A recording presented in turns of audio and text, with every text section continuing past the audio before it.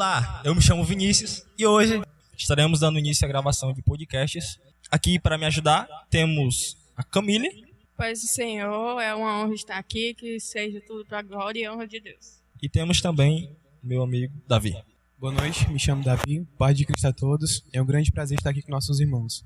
E o convidado desta noite, irmão Marcílio, poderia dar suas considerações, irmão Marcílio? Pai do Senhor, irmãos, é uma alegria estar aqui participando desse projeto da Juventude Ceifeiros de Sião, aqui na congregação da Assembleia de Deus Jardim União. Nós estamos aqui para trazer essa colaboração juntamente com os irmãos, contribuir com este trabalho maravilhoso que a juventude abraçou. Nós estamos aqui juntos para debater sobre esse grande tema escolhido por vocês. É uma alegria, mais uma vez, reforço, a estar aqui participando deste trabalho. O tema do podcast de hoje, o cristão e a natureza. O texto bíblico deste tema se encontra no Salmo 19, 1. O céu anuncia a glória de Deus e nos mostra aquilo que as suas mãos fizeram. Estaremos dando início agora com algumas perguntas para o nosso querido irmão Marcílio responder. Está relacionado com a queimada do Pantanal, não é isso, Camille? Isso mesmo, Paz do Senhor novamente. Antes de fazer as perguntas, vou dar um breve histórico sobre isso para não ficar tão sem rumo. Vou citar aqui dois fatos que aconteceram no ano passado e nesse ano, mas não foi muito repercutido. Que foi em 2019, foi considerado o Dia do Fogo, foi o crime ambiental mais falado, mas não foi muito citado em âmbito nacional. E ocorreu nos dias 10 e 11 de agosto do ano passado. Ocorreu a queimada de milhões de hectares de florestas por fazendeiros, mortes de animais e entre outros fatos, né, que aconteceram. E nesse ano nós vivenciamos essa repetição, vamos dizer assim, das queimadas no Pantanal. Foram as maiores desde 1998. Já foram mais de 16 mil focos de incêndio e acho que todos os dias nós vemos esses notícias sobre isso, mas não é dado detalhes sobre isso. Há superstições que têm relação sobre esse acontecimento do ano passado com o de agora, né, desse ano. A minha primeira pergunta para o irmão, sua opinião sobre esses acontecimentos. Você poderia falar também sobre os motivos desses fazendeiros estarem envolvidos nesse movimento e quais os malefícios que esses acontecimentos trariam para o solo. Bom, antes de passar a resposta ou a análise da resposta aqui colocada, eu queria deixar claro que o meu convite para participar desse podcast está necessariamente atrelado à minha formação, à minha área de atuação. Eu sou engenheiro ambiental de formação, atualmente eu trabalho na Universidade Federal do Ceará. Também tenho uma formação na área da geografia, na verdade foi a minha primeira graduação. Já há algum tempo a gente vem estudando essa área ambiental e a gente está apto para discutir, para debater sobre os grandes temas da área ambiental. Essa pergunta se insere num contexto bem mais amplo, que é o que se discute muito hoje na mídia, de maneira geral, que é a questão do aquecimento global. Mas explicar esse fato não é tão simples, porque nós não podemos afirmar que existe um fator determinante que possa explicar de forma bem clara o que é que está acontecendo. É bem certo que é fato que hoje nós vivemos no ano de 2020 e desde que as medições das temperaturas médias globais se iniciaram muitos anos atrás, há um consenso na comunidade científica de que cada ano que passa, essas médias de temperatura têm aumentado. E a gente sabe que a mídia tem divulgado que boa parte da comunidade científica tende a crer que esse aquecimento pelo qual passa todo o planeta é um aquecimento devido à intervenção humana, ou seja, o homem, com a sua intervenção na natureza, o homem tem, nos seus processos produtivos, o homem tem lançado quantidades cada vez maiores de gás carbônico na atmosfera, e o gás carbônico é um gás chamado de efeito estufa. Ele propicia o aquecimento da atmosfera. Então, o irmão confirma que existe o aquecimento global. Porque eu sei que tem muitas pessoas que têm dúvida, sabe, né, com relação a isso, acham que isso é mentira, outros que acreditam mesmo. Então, se a gente for considerar os pontos e tudo, então quer dizer que realmente isso existe, né? O aquecimento global existe. Agora, o que não há um consenso sobre as causas desse aquecimento. Boa parte da comunidade científica acredita que esse aquecimento é provocado por atividades humanas, mas existe outra parte da comunidade científica que acredita que esse é um processo natural pelo qual passa o planeta Terra e que esse aquecimento não tem nada a ver com as intervenções humanas no meio ambiente, no ambiente. Então, existem esses dois lados da moeda. Uns defendem claramente que há dados suficientes para afirmar que esse aquecimento é provocado pela ação humana, outros, porém, questionam veementemente essas informações. Devido a ciclos periódicos pelo qual passa o planeta, né? Esse aquecimento seria um dos ciclos e que, portanto, seria um aquecimento natural do planeta. O planeta, de tempos em tempos, aquece, de tempos em tempos esfria mais, aquece, esfria e assim por diante. Então, não há, na verdade, um consenso sobre as causas. Há um consenso sobre as consequências. Existe um aquecimento e isso é inegável. Bom, como o irmão falou, né, não há comprovações, mas eu queria perguntar que se a Amazônia tem esse privilégio de ser não só preocupação nacional, mas também global, né, porque tem a preocupação de todo mundo. E o Pantanal, mais ainda, por conta de 3 biomas brasileiros, que é a Amazônia, o Cerrado e a Mata Atlântica, né? Na sua opinião, por que esses casos não são tão divulgados até para âmbito nacional? Assim, não é dada tanta informação para as pessoas no senso comum, vamos dizer assim. Camille, nós precisamos entender que esse processo de queimadas que, por exemplo, acontece no Pantanal, acontece na Amazônia, acontece aqui no interior do Ceará, digamos assim, faz parte de um processo. Nós precisamos entender que o segundo semestre no nosso país é o semestre em que há uma redução significativa das chuvas. Consequentemente, a vegetação, a partir do segundo semestre, tende a secar. Então, uma vegetação seca facilita a propagação das chamas. Agora, quem está causando esses incêndios? Quem está causando? Qual é a causa desses incêndios? Bom, divulga-se pela mídia que esses incêndios podem ser causados de forma criminosa, por criminosos. Quando se fala em fazendeiros que tocam fogo nas suas propriedades, e a mídia tem divulgado isso bastante, nós precisamos entender que o nosso país tem uma vocação agrária muito forte e que, portanto, todos os biomas sofrem pressões do agronegócio. Então, há um interesse muito grande pelos grandes produtores em expandir as suas áreas, certo? De cultivo.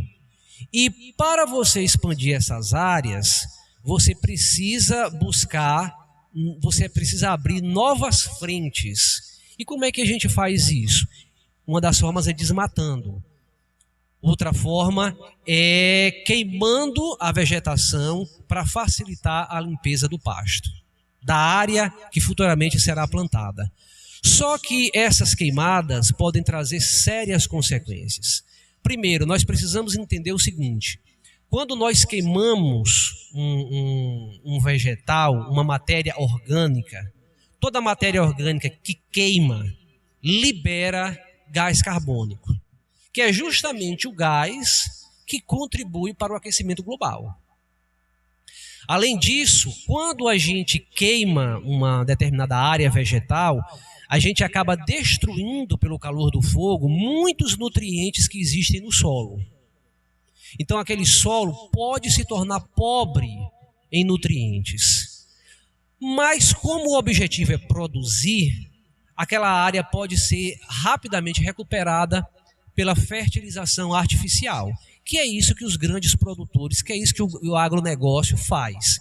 Para o agronegócio, não há um terreno pobre, não há um terreno inaproveitável, porque a tecnologia permite que esse solo seja recuperado por várias técnicas. Se ele é pobre em nutrientes, há uma fertilização artificial, uma fertilização química, para que aquele solo possa ter os nutrientes necessários que aquela futura cultura necessitará.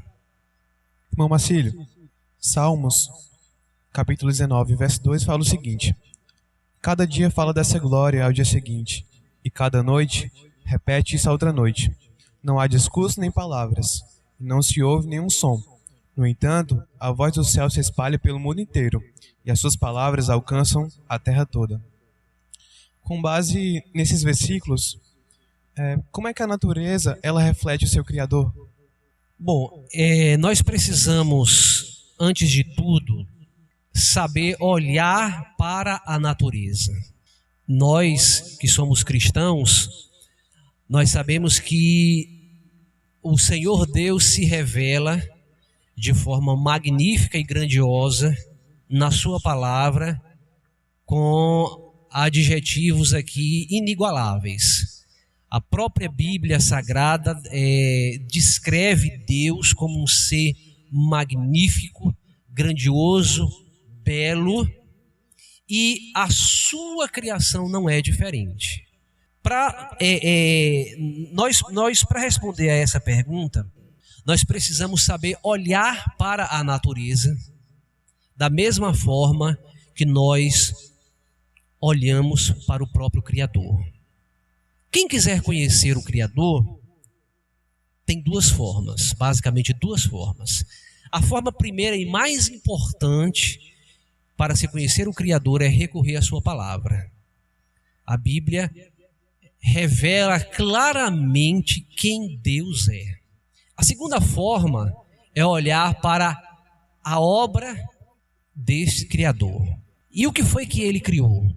Toda a natureza revela quem Deus é. A natureza não é Deus. Existem crenças religiosas que confundem a pessoa do Criador com as suas obras criadas. Mas a Bíblia não faz essa confusão. Pelo contrário, a Bíblia faz uma diferenciação muito clara. Deus é o Criador de todas as coisas e Ele é superior ao que Ele criou. Ele está acima das suas obras criadas. Mas quando nós aprendemos a olhar para a natureza com os olhos de cristãos, na perspectiva de que toda a natureza é obra do Criador, nós seremos capazes de olhar para um vale verdejante e enxergar ali a glória de Deus. Então, é dessa forma, Davi, que nós podemos entender, que nós podemos chegar a essa resposta. Como é que nós podemos realmente entender e compreender como é que a natureza reflete o próprio Deus? É termos um olhar espiritual para o que foi criado. Quem não tem o olhar espiritual para o que foi criado não consegue enxergar a beleza que está visivelmente aparente em uma serra, em montanhas, em rios, em vales, o mar com toda a sua imensidão, os céus, as estrelas, o céu, as estrelas, enfim, na perspectiva teológica, aquele que se considera filho de Deus é capaz de, através de uma visão espiritual, enxergar a glória de Deus por meio de tudo que Ele criou. Essa deve ser a nossa perspectiva como cristãos. É até importante falar isso porque foi por causa do pecado, né, que o homem, ele ficou cego, né? Não faz ele perceber, né, os atos. Entrando agora num dos assuntos que foram muito falados, foi sobre um incêndio que teve lá na Austrália, que saiu no noticiário e tudo. Esse incêndio, acredita-se que ele foi feito por mãos humanas. Aí quer dizer, nunca se sabe se esse homem estava em pecado ou não, se essas pessoas que fizeram estavam em pecado ou não, mas parando para analisar a situação, isso mostra que as pessoas elas não têm amor, que elas não têm amor pela criação de Deus, não têm amor pela região que eles moram. Eu acho que para eles perceberem, né, que tudo está se acabando, é só depois que perderem mesmo. Eu vou falar agora um pouco sobre esse incêndio que teve na Austrália. Bom, esse incêndio aconteceu no finalzinho de 2019 para começo de 2020. Infelizmente, esse incêndio, como é que eu posso dizer, ele ocupou uma grande área, ela ocupou uma área imensa da Austrália. Para ser mais preciso, foram 115 mil quilômetros quadrados de terra atingidos. E estudos, né, afirmam que cerca de 3 bilhões de animais foram queimados, 30 pessoas foram mortas e milhares de casas foram destruídas por causa desse incêndio. A Austrália em si, ela já apresentava históricos de queimadas. O que quer dizer? Incêndio, né, para quem não sabe, é um pouco diferente de queimada. Porque muitas das vezes o incêndio ele pode ser acidentalmente e também pode ser, como é que eu posso dizer? Se a pessoa quer mesmo, entendeu? Tipo, ela vai e faz porque quer mesmo. Intencionalmente, né, digamos assim. A Austrália em si, sim, queimadas é quando são dadas por causas naturais, né? E a Austrália, ela tem um histórico de queimadas, sabe? Muitas vezes pela questão do aquecimento global, que a temperatura chega a 40 graus Celsius, e através de ventos muito fortes que correm naquela região, acabam, como é que eu posso dizer, acabam dando uma direção mais para o incêndio, né? Para a queimada. A primeira pergunta que eu lhe faço é: muitos desses incêndios ocorrem por causas naturais ou por mãos humanas. Que medidas poderiam ser tomadas para que esses incêndios possam ser controlados por consequência de causas naturais? E em caso de intencionalmente, né, no caso de ser feito por mãos humanas, como é que poderia ocorrer esse controle? Bom, é muito difícil nós controlarmos um processo natural. É bem verdade que as alterações climáticas em nível mundial têm trazido consequências sobre todo o planeta. Então, acredita-se que, por exemplo, essas regiões que estão mais afetadas hoje com esses eventos climáticos extremos, são regiões que antes não sofriam tanto por causa dessas mudanças climáticas, mas hoje estão sofrendo, certo? Então, por causas naturais, volto a dizer, é muito difícil como a gente controlar esses incêndios que são provocados por causas naturais, porque a gente precisa, antes de tudo, compreender quais são os processos naturais que têm levado a essas queimadas. Concordo. Enquanto a gente não compreender de forma clara e objetiva, a gente não pode agir para prevenir ou evitar esses acontecimentos. Mas seria possível, ao menos, controlar, né? Porque, querendo ou não, é uma coisa que é bem catastrófica, né? Quando você fala sobre causas também humanas, essas são mais fáceis de se controlar, porque existem medidas de controle e a tecnologia permite isso. E aí você torna esse controle mais fácil, mais objetivo. Primeiro, é necessário haver uma conscientização certo? De que essa ação de queimar traz sérios prejuízos, traz sérias consequências. Isso afeta a atmosfera local, isso contribui para a perda da biodiversidade, como você mesmo falou, que centenas e centenas de animais morreram em consequência do fogo. Isso traz consequências para o solo, o empobrecimento, a destruição de nutrientes, enfim. Tudo isso precisa ser avaliado.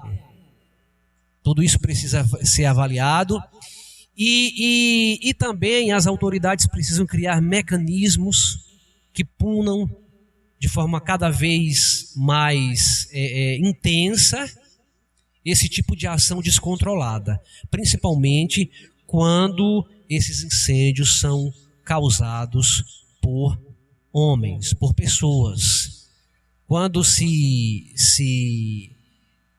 esses incêndios são causados de forma acidental, é diferente, certo? Mas a partir do momento que há intenções para se provocar esses incêndios, principalmente por meios que não favorecem o controle, isso precisa ser combatido pela força da lei. As autoridades precisam agir nesse sentido.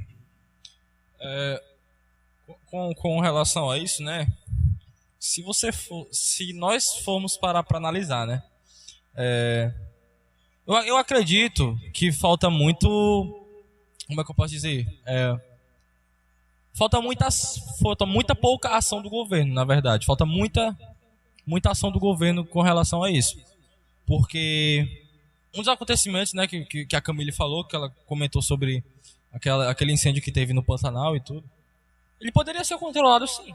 Eu acredito que ele poderia ser controlado e poderia nem ter feito, na real. Muitas das vezes, as pessoas, elas negligenciam o controle disso, né? Falta ação do governo, no caso. As pessoas que trabalham lá, né? Poderiam criar leis, né? Sim, mais severas, ações, né? Ter meios e ações mais rigorosas, né? Como a Camila acabou de falar. E eu acredito que, se isso acontecesse, seria bastante difícil, né? Nós precisamos entender que o uso da queimada, o uso do fogo na lavoura, no campo, não é algo assim completamente ilegal. Ou seja, sendo mais objetivo, a legislação brasileira permite o uso do fogo em determinadas ocasiões, certo? De forma legal, lógico, se ela permite de forma legal. Então a gente precisa entender que esse é um processo que a legislação permite. Agora, existem os incêndios criminosos, existem os incêndios acidentais. Então a gente precisa tomar cuidado ao afirmar que os fazendeiros estão queimando porque eles querem queimar. Ou então, alguém intencionalmente parou o carro na beira da estrada e jogou uma ponta de cigarro porque viu que a vegetação estava seca e queria mesmo ver o circo pegar fogo, como diz o ditado. Então são N situações e nós precisamos entender qual é a origem desse processo para que a gente possa emitir uma opinião clara, objetiva e uma opinião isenta, certo? Por exemplo, o agronegócio hoje no Brasil está destruindo os nossos biomas. Nós precisamos analisar isso com cuidado. De que forma? Se você vai encontrar grupos que dizem que sim e grupos que dizem que não. Então, nós precisamos sondar o que é que está por trás de tudo isso, porque não há ações isentas. Toda opinião, toda ação tem em si por trás uma ideologia. Você age, você fala e você pensa conforme as suas crenças. Então a gente precisa tomar cuidado com isso. Entendi. Eu tenho uma outra pergunta para te fazer. Assim, eu tinha dito mais cedo que esse incêndio que ocorreu na Austrália, né? ele tinha atingido cerca de 115 mil quilômetros quadrados de terra, que é uma coisa que é bem grande, né? E sabemos também que isso traz muito dano ao solo. Eu sei que são muitos anos de reposição, né, digamos assim, para você ter uma reposição boa para que aquele solo venha a florescer de novo, né? Assim, tendo com base nessas informações, o quanto que você daria, né, quanto de tempo que você daria para que esse solo fosse recuperado, né? Tipo, eu sei que foi um solo muito grande, demoraria anos, mas assim, numa opinião sua, né? Você acha que quanto tempo que levaria para esse solo ser fértil de novo, digamos assim, né? É muito difícil dar uma resposta objetiva a essa pergunta. Por quê? Porque o tempo de recuperação de um solo degradado depende de vários fatores. Como é que vai se comportar o clima daquela região, o tempo atmosférico daquela região nos próximos 2, 3, 5, 10 anos? É claro que a natureza por si só é capaz de se recuperar, sim, mas ela leva mais tempo para fazer isso. Se o homem intervir com tecnologia, essa recuperação pode ser mais rápida. Então, existem vários fatores. Se houver uma intervenção humana com uma tecnologia apropriada, essa recuperação acontece de forma mais rápida. Embora, volto a dizer, a própria natureza é capaz de recuperar aquela região, embora isso demore mais um pouco. Bom, irmão, o irmão falou sobre essas queimadas e sobre os benefícios e malefícios, e quebrando tabus, porque muitas pessoas têm a opinião que a queimada não é uma coisa legal, é uma coisa ilegal, uma coisa errônea, enfim. Eu queria saber a sua opinião sobre os aterros sanitários. Qual seria a sua opinião? Se a queima do lixo é a melhor forma, sobre esse assunto. Queria que o senhor falasse um pouco. Bom, a gente precisa... Agora você entrou especificamente numa área que eu tenho até mais domínio. Mas, enfim, vamos lá. A gente precisa entender que o que é um aterro sanitário hoje? O que é um aterro sanitário? É uma área preparada tecnicamente para receber lixo, certo? Existe todo um preparo técnico daquela área para que aquela área possa receber os resíduos, né? Ou popularmente chamado lixo. Então, o que acontece? Em aterro, certo? Nós temos hoje no Brasil basicamente 3 locais, são os lixões, os aterros controlados e os aterros sanitários. Os aterros são os locais, do ponto de vista técnico, mais apropriados na nossa realidade hoje para você descartar o lixo.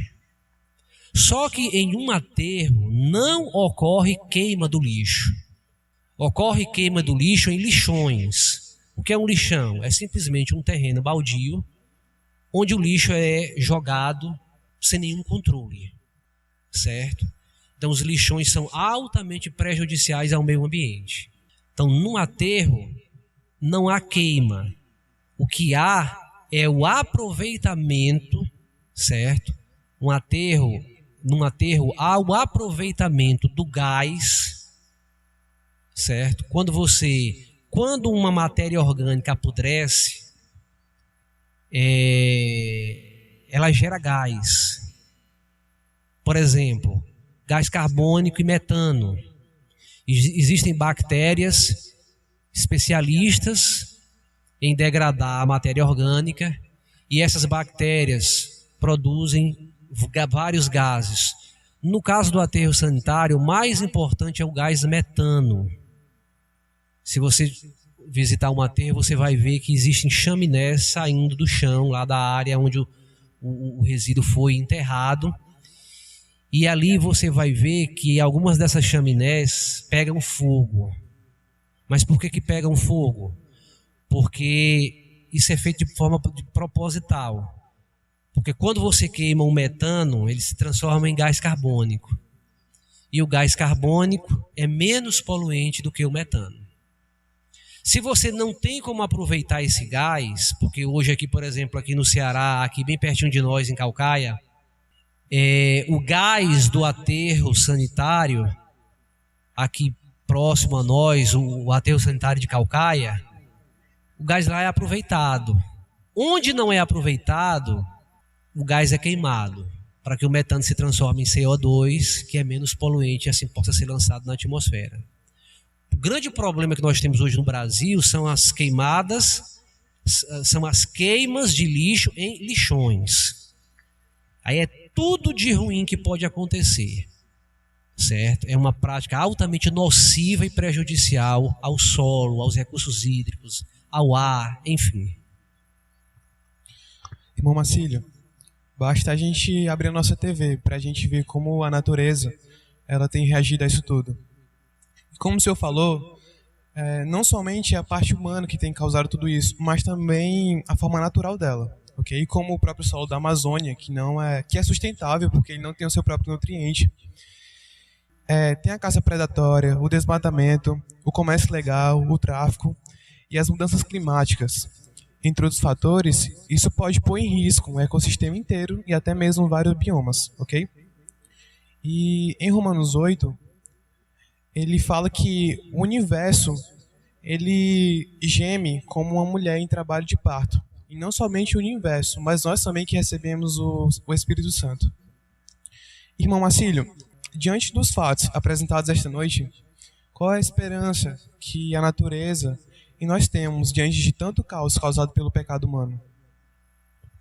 Bom, eu quero responder essa sua pergunta lendo Gênesis capítulo 1, versículo de número 28, que diz: E Deus os abençoou, lhes disse: Sede fecundos, multiplicai-vos, enchei a terra e sujeitai-a. Apenas a primeira parte, a parte A desse versículo. Isso o Criador disse para a sua obra-prima que havia acabado de ser criada, sua obra-prima. Quem? O homem. Então, nós precisamos entender que o verbo sujeitar-se aqui, ou sujeitai-a, ou seja, o homem deveria sujeitar o que foi a toda a obra criada ao seu poder. Mas esse sujeitar aqui não é sinônimo de destruir. Sujeitar é ter o domínio, é usar de forma inteligente, é usar de forma criativa, é usar de forma sustentável. É aquele uso que não prejudica, que não compromete. É aquele uso que pode ser feito hoje, mas que não acaba, que se perpetua. Então é essa visão que a humanidade precisa ter da natureza. Porque o que é que nós vemos? Essa destruição da natureza, essa destruição que nós vemos hoje, é consequência de uma ação que é regida pelo pecado da humanidade. E o pecado destrói. O pecado é um motor que impulsiona para a destruição. E é dessa forma que a natureza tem sido sujeitada pelo pecado. E aí, a nossa grande esperança, como você citou aí na pergunta, citando Romanos capítulo de número 8, a nossa grande esperança, que não só nós, como a natureza, a nossa grande esperança, a grande esperança da natureza é a mesma nossa.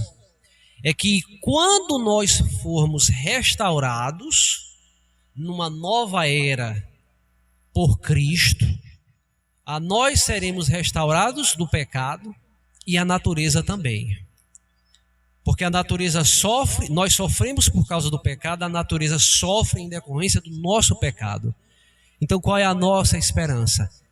É o grande dia da redenção, em que o Criador vai fazer novas todas as coisas, como diz a Bíblia Sagrada. Irmão Marcílio, eu queria agradecer ao senhor pela sua contribuição hoje à noite, pelo senhor ter esclarecido muitas dúvidas que não eram só nossas, mas de toda a igreja e de outras pessoas que nos escutam. Eu queria agradecer por tudo que o senhor tem feito por nós até esse momento. Bom, eu agradeço a todos aqui, à mesa, Davi, Vinícius, Camille, pelo convite, pela oportunidade de debatermos um pouco sobre esse tema tão importante, o cristão e a natureza, porque é necessário que nós, como servos do Senhor, tenhamos uma visão diferenciada. Não é aquela visão do eco-chato, aquela pessoa que, por desconhecer, prega que a natureza deve ser intocável. Não é essa a nossa visão. O que o Criador fez, o que saiu das suas mãos, está aí para ser desfrutado com respeito acima de tudo. Porque, afinal de contas, tudo pertence a Ele, tudo é dele. E uma vez que nós desrespeitamos e destruímos o que Ele criou, nós estamos atingindo diretamente ao nosso Criador. Essa é essa perspectiva que nós devemos ter. Então foi muito bom participar dessa mesa de discussão. Agradeço mais uma vez pelo convite e me coloco à disposição para outros momentos especiais como este. Muito obrigado e até a próxima. Amém, irmão. Bom, eu quero agradecer primeiramente a Deus, né, por essa oportunidade e essa iniciativa tão inovadora, pelos idealizadores dessa ideia incrível, dessa proposta. Agradeço também a disponibilidade e a presença do nosso convidado. Que Deus abençoe sua vida, seu ministério. Que Deus abençoe também essa ideia de que aos poucos vai se tornando realidade, que nós venhamos cuidar, né, daquilo que Deus criou para nós, né, de uma forma certa e não ter tabu sobre isso, né? Muito bem, eu agradeço a Deus, primeiramente, pela oportunidade que Ele nos deu de estar aqui. Agradeço aos demais que estiveram aqui presentes, que fizeram esse podcast. Teve todo um trabalho, teve toda uma técnica por trás para ser desenvolvido tudo. Eu agradeço ao nosso convidado, irmão Marcílio, por esclarecer nossas dúvidas, que logo mais cedo o Davi, ele tinha comentado, né, que não eram só dúvidas nossas, eram dúvidas da igreja e de muitas outras pessoas que estarão escutando esse podcast, né? Uma coisa que eu não tinha comentado no começo era que o porquê que o nome desse podcast era Um Ponto Cristão. O irmão Marcílio acabou de comentar que a natureza, né, a natureza de Deus, ela não deve ser uma coisa que deve ser intocável, né? Ela tem que ser uma coisa que a gente tem que saber desfrutar, mas com respeito. E o que eu quero chegar com isso é que o tema é justamente isso, é a gente debater sobre assuntos do nosso cotidiano e assuntos de dentro dessa igreja, tendo como base, né, uma opinião cristã. Então eu agradeço demais a Deus a oportunidade que Ele nos deu de estar aqui, a todos que estiveram aqui, a vida de cada um, sou muito grato. E é isso, gente, estamos encerrando um de vários podcasts que estarão sendo realizados. Peço para vocês compartilharem isso, para que isso venha a estar a conhecimento de várias outras pessoas. Deixa o like aí para ajudar o canal, ativa o sininho, compartilha com todo mundo, até com seu cachorro, com todo mundo. Inscrevam-se. No link desse podcast, né, no link desse vídeo que estará indo para o YouTube, estarão também as redes sociais, cada um aqui, e também da juventude. O link estarão na descrição. Podem comentar possíveis temas para próximos podcasts, podem comentar, podem dar ideias que sim, estaremos aqui para falar sobre.